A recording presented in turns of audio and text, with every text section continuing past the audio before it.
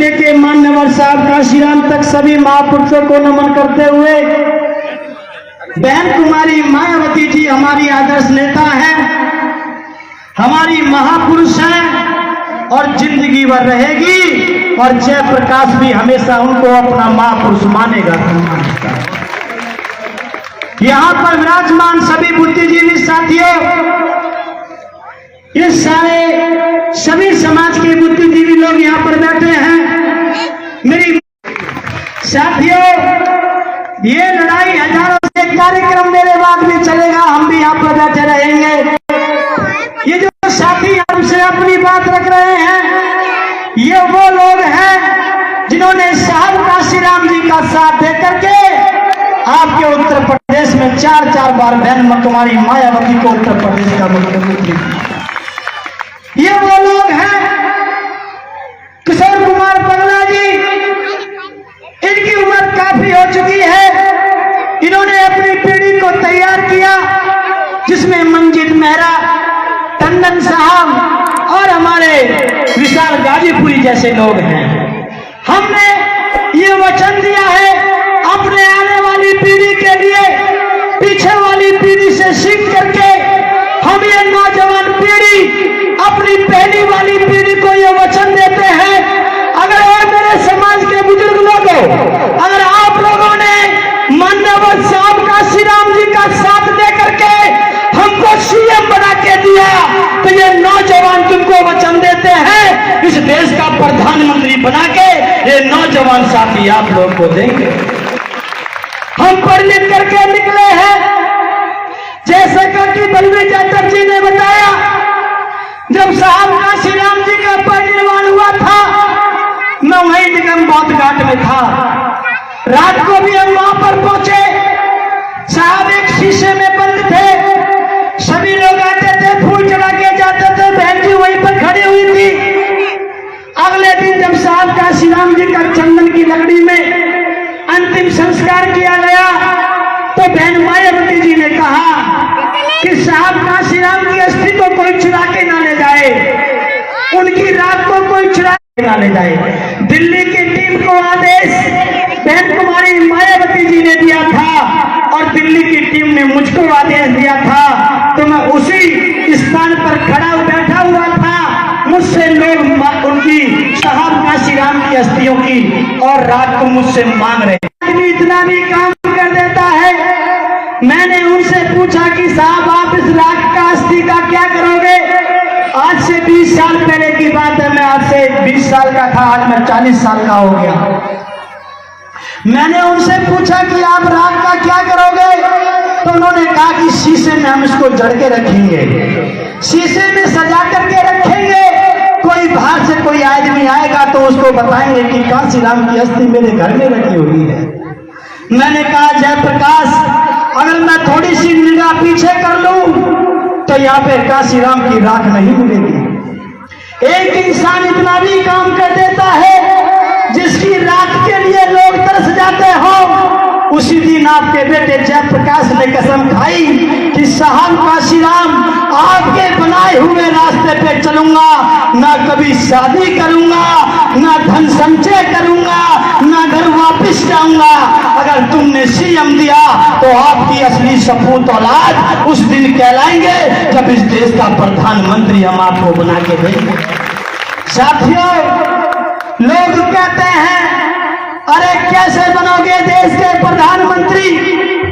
इस देश में बाबा साहब की विचारधारा पे चलने वाले व्यक्ति को कैसे प्रधानमंत्री बनाओगे? लोग कहते हैं कि अब बीजेपी को कोई हरा नहीं सकता, 50 साल तक शासन करेगी बीजेपी। मैं उनसे कहता था बेटा अपने चाचा, लेकिन आपके बीच में मान्यवर साहब काशीराम टूटी चप्पल पहन करके आए, बिना मडगाड़ी की टूटी साइकिल लेकर के आए और शमशान घाट के पहने हुए कपड़ों को पहन करके आए। अरे जब मान्यवर साहब काशीराम कांग्रेस को मिट्टी में मिला सकते हैं तो साहब की असली औलाद इस देश में से भाजपा को खदेड़ने का काम करेगी। आज हम 15,000 रुपए का जूता पहनते हैं, 50-50 लाख की गाड़ी में चलते हैं। जब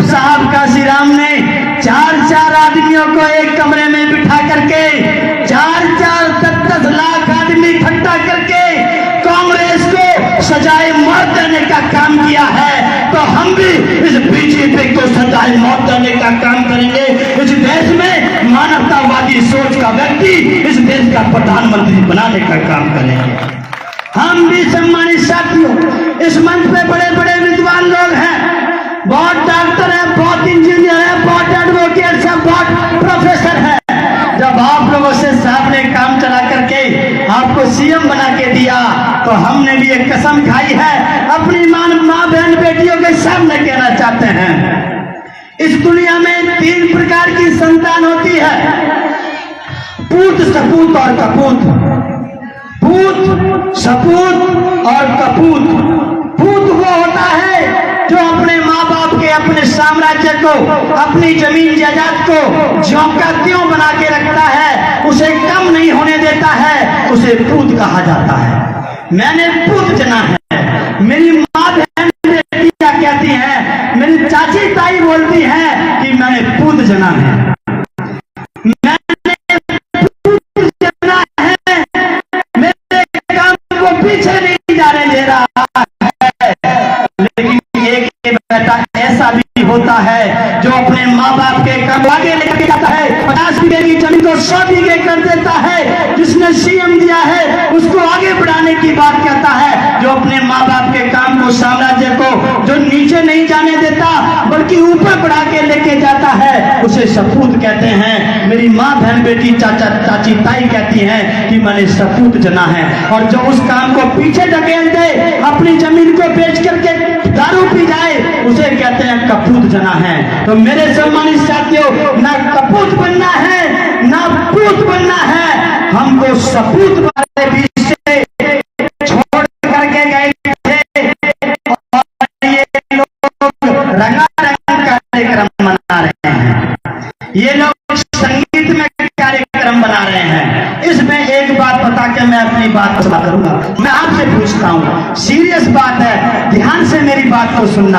आपको ये बात समझ में आएगी कि कौन सा दिन बड़ा होता है, जन्म लेने वाला दिन बड़ा होता है या जिस दिन हमारे बीच से जो व्यक्ति जाता है वो दिन बड़ा होता है। इसको मैं सम्मानित साथियों आपके बीच में 1 मिनट में मैं आपसे एक सवाल पूछ करके इस बात को समाप्त करूंगा।